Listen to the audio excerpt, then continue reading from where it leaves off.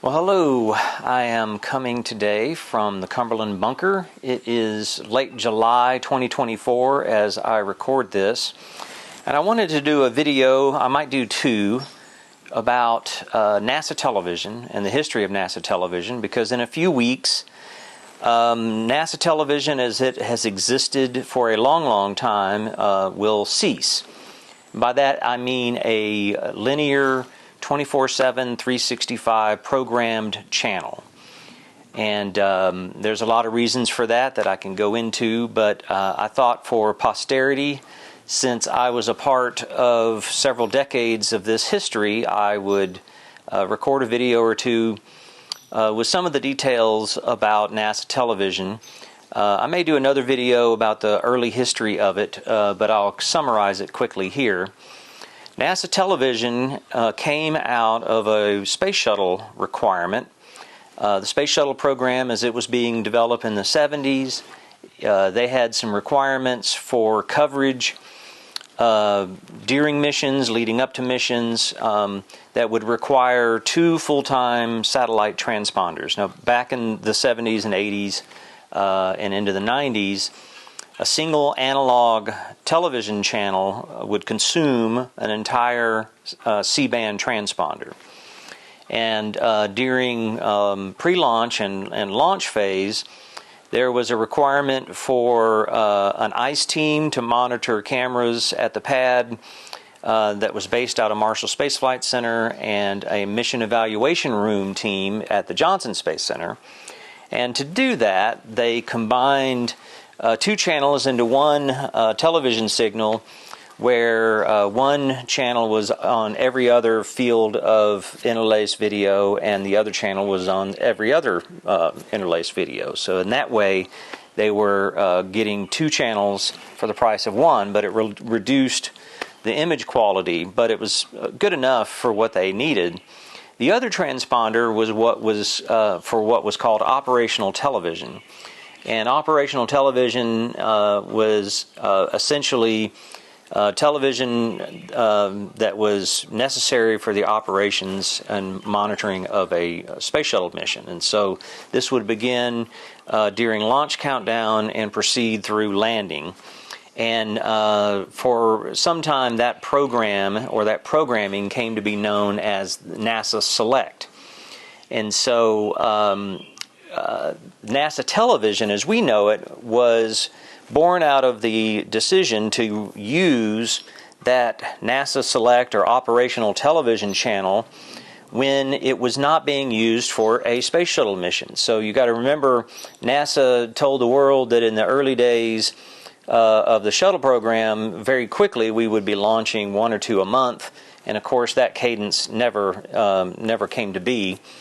But they decided it was cheaper just to have those two transponders always available 24/7, 365, because the shuttle program's flight schedules were always subject to change and so forth. So it was just easier for configuration purposes and cheaper just to keep those two dedicated satellite transponders. So NASA television was born out of the idea of, hey, when we're not flying a shuttle, we're paying for that channel anyway, so we might as well start programming it and using it for other things. And so Joe Benson and Bob Schaefer and some other folks in the 70s and 80s started coming up with an infrastructure where we could make use of that channel when the shuttle wasn't flying, and thus was born NASA TV.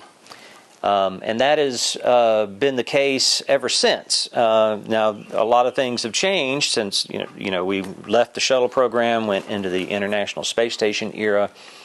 And my personal story in all of this started in the late 90s. So by the time you get to the 1990s, you're getting into the digital television era. And in the mid-90s, the Johnson Space Center led a group called the HDTV Working Group, and I was a part of that. I was fairly young, and I was interested in it because at that time I was a colorist. I started in film as a film documentary filmmaker for NASA when I got out of college in the late 80s, And over time, with the changes in technology and so forth, fewer and fewer people had film projectors and so forth, but we still wanted to shoot on film, so we would shoot on film and produce digital or analog video products. And so I became a colorist. And in the process of becoming a colorist is a person that scene by scene or shot by shot color corrects film and transfers that, in this case, the way we did it, transferred it to video. I learned a lot about digital video in the 90s. And so around 1997, the chief engineer's office at NASA, having seen that the FCC had set a timetable to convert NTSC, which had been the long-time U.S. analog television standard, to digital, the chief engineer's office decided, somebody should shepherd that effort for NASA. And for whatever reason, I've never really understood why they picked the Marshall Space Flight Center.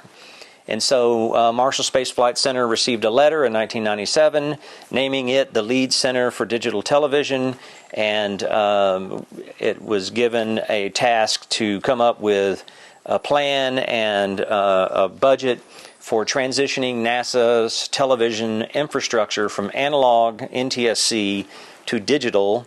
And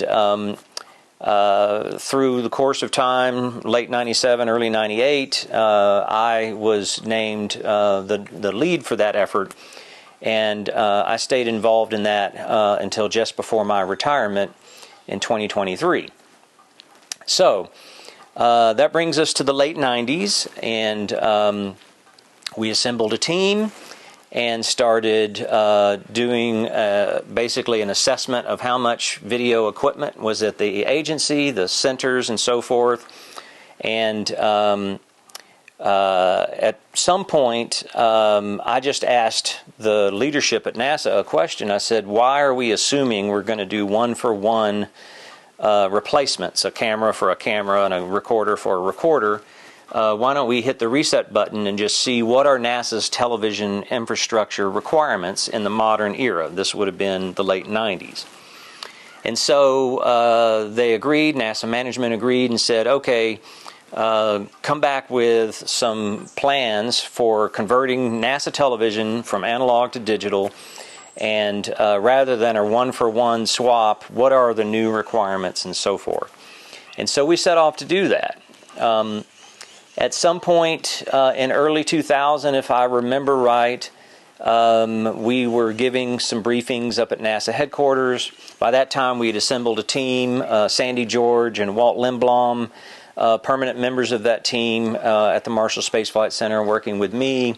We had converted the HDTV working group to the digital television working group.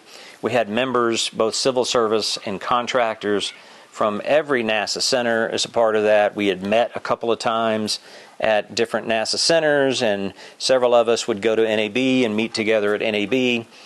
And so by early 2000, I'm at NASA headquarters giving a briefing and showing an example of high-definition television, because that's really what got people's attention, was those early HDTV signals. And we had documented a couple of shuttle launches by then. And the notion came up of, hey, what if we commercialized NASA television? Is there a way to maybe get the help of entities like the Discovery Channel or National Geographic or what have you? So we put out a request for proposals with a pretty broadly worded request of, hey, anybody have any ideas for commercializing NASA television or parts of NASA television? After looking at the proposals, the proposal team recommended a group put together by a startup entrepreneur out of California, and their proposal was for something called Dreamtime. And so for the next 2+ years, our efforts to digitize NASA television were kind of shifted to working on this effort with Dreamtime. So picking up the story with Dreamtime, I had to get something to drink, so Sorry for the cut in continuity there. So an entrepreneur named Bill Foster had put together this team of some pretty impressive commercial folks that had done some successful commercial television and networks and so forth. But what they thought they could do and the way they thought they could monetize, this infrastructure that they were going to build on behalf of NASA or with NASA was just unrealistic.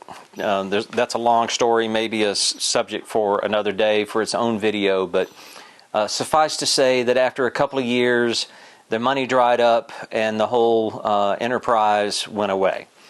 And that left us back to the drawing board, only now we're closer to the FCC transitioning television in the United States from analog to digital. They had moved the schedule a little bit to the right, and so we got back to work trying to figure out how we could start transitioning NASA TV to digital. Now, at the time, the notion was that HDTV was still trying to sort itself out, much like the transition from black and white to color back in the 60s and early 70s. When digital television first started, it was standard def. So basically it was a digital equivalent of the resolution of analog video. We did not have in the beginning a requirement to transition just to all the way to HDTV. So we transitioned NASA television to standard def. But one big thing that we were able to take advantage of was because of modern compression. At that time, MPEG-2 was the primary compression scheme.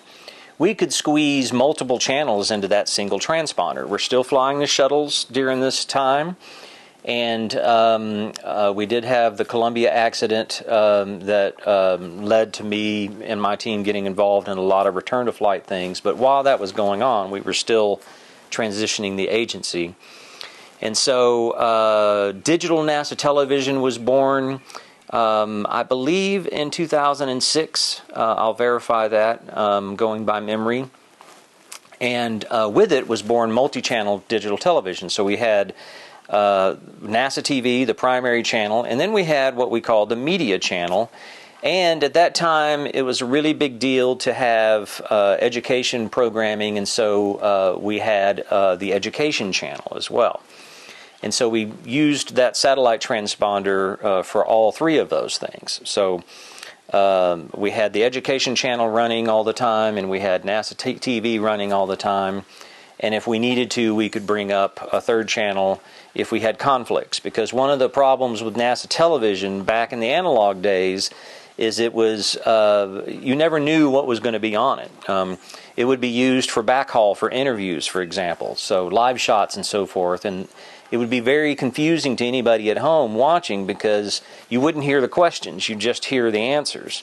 And they would physically switch the satellite. Goddard was responsible for it at that time. And so they did all the satellite switching. So you'd see these color bars and say, you'd have snow for a second, color bars would come up, and it would say NASA television now originating from the Johnson Space Center or what have you. And so there was a large desire and need to be able to have continuous NASA television programming that wasn't interrupted by these strange cuts to live shots and things like that. So the media channel was used for that. But by the mid-2000s, high-definition television was really coming to fruition, and it was, the differences were stark. And people were able to start affording HD TVs. These things would cost several $1,000s back in the original day. And so as people were getting HD TVs, the upconversion of standard def on it didn't look as good, and the widescreen of HD TV was very appealing. And so, anyway, you guys may remember something called HDNet. So HDNet was an early satellite channel that showed true HD programming, and they came to NASA because we were rights-free. Everything that NASA produces is to release to the public, after all. And so HDNet asked NASA, hey, could we do an HD version of shuttle launch coverage? And so for a while there, in the mid-2000s, when or mid to late 2000s, when we returned to flight after the Columbia accident, we would have standard coverage on NASA television. We still had operational television. We still had that other transponder for the ICE and MER. And HDNet would do their own programming. They would use some of our cameras that we had converted to HD by that time, and their own. And more people started watching HDNet's coverage. And so in the late 2000s, NASA management started asking, hey, what would it take for us to start covering NASA launches by ourselves in HD? And through that effort was born the HD version of NASA television. And so by the late 2000s, we had converted NASA TV from from standard def digital to high definition digital. And somewhere in there, the education channel went away, and so we had the media channel and the HD channel. We also took advantage of modern compression techniques and converted ICE and MER to two channels independent of each other without using that field sequential interlacing technique, and having full quality video for the ICE and the MER channels. And so as we got into the 2010s, we had NASA HD, which we call the public channel, the media channel. Many of the centers had upgraded their studios and their cameras and routing and switching to do HD by that time. The ISS was nearing completion, and more programming was coming from the ISS. And then, of course, the shuttle program ceased in the early 2010s, and that just left the ISS as far as human spaceflight goes with HDTV. So that I'm interjecting here one part of the story that I really need to capture for the world here. Is I mentioned that NASA television was born out of the shuttle program, and so the premise being that when the space shuttle program is not using it, the rest of NASA can use it, because NASA does have in its originating documents that a requirement to disseminate information about what it's been doing to the world. As the shuttle program was winding down, the how we were going to pay for that satellite transponder became an issue. And so as we were winding down the shuttle program, sometime in the 2010 era time frame, I went to a conference in the Baltimore area at a Gaylord Hotel, and a lot of my colleagues from the NASA communications world were there, and we had a conversation about how are we going to shift the funding for that satellite transponder, for that full-time channel. And Betsy Edwards, who was responsible for a lot of the networks and comms budget at that time, and I spent some time discussing it. And we got a storm brewing here, and she agreed that basically she would put the budget that had been paid for by shuttle for that satellite transponder into network and comms overall infrastructure budget, and essentially it would become a core part of the NASA comms infrastructure. And so that has been the case up to the modern era. By the late 2010s, app-based television and video apps were becoming the norm. More and more people were watching television using the internet instead of digital satellite. So as we were nearing the end of the 20-teens, we began asking, what should NASA television become? Because we still have a satellite transponder.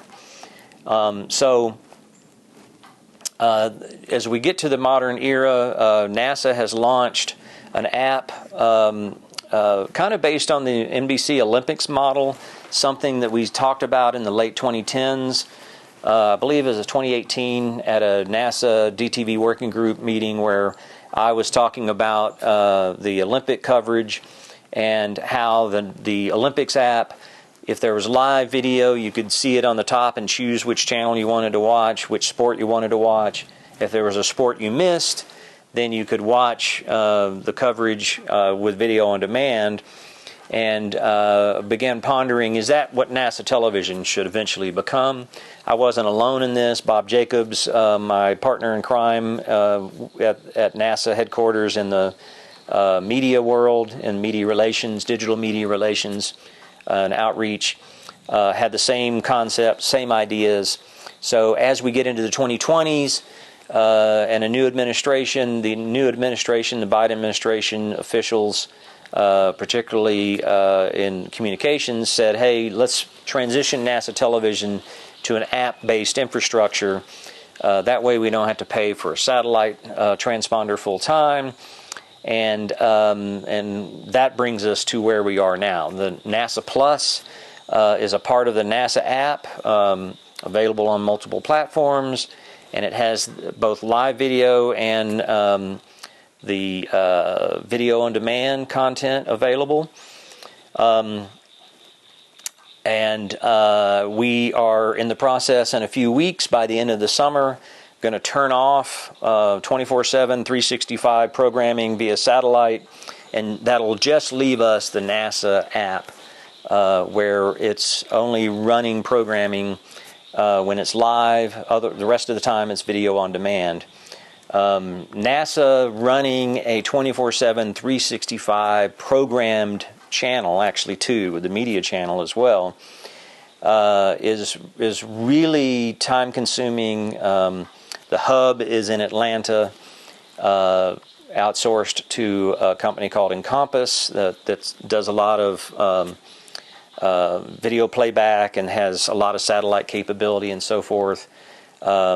They have been NASA's hub for quite some time. All the NASA television signals from the centers go to Atlanta, and then from Atlanta goes to the world via satellite and other resources terrestrially. And so what's going to happen here in a few weeks is they're going to turn off that full-time channel, which means we don't have to program 24/7, 365, something on at 1 in the morning and so forth. It'll just be live programming and video on demand. So I'm sure I've overlooked some things. I'll go through here and perhaps interject a few other thoughts. But I did want to capture some of this from my perspective, since I was a part of all of this, and now sitting back and watching the end of linear NASA television, which started in the 70s and 80s and is going to end here in late summer of 24 unless plans change.